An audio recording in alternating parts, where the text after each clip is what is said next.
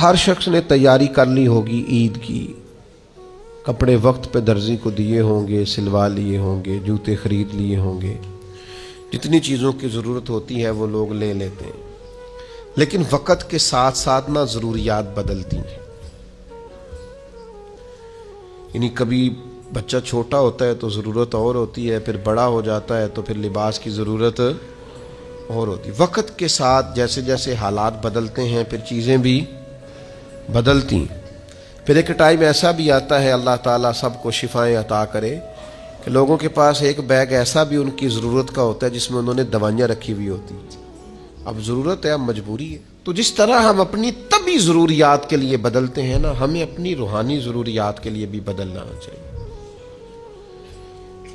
کچھ تھوڑی تبدیلی لائیں۔ رمضان شریف گزر رہا ہے، اپنے اندر کچھ مثبت تبدیلیاں پیدا کریں۔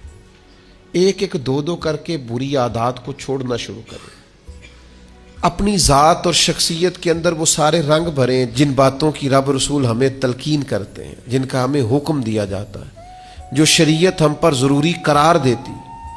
اپنے اندر ان تبدیلیوں کو، مثبت تبدیلیوں کو لائیں، اپنے اندر وہ ساری چیزیں پیدا کریں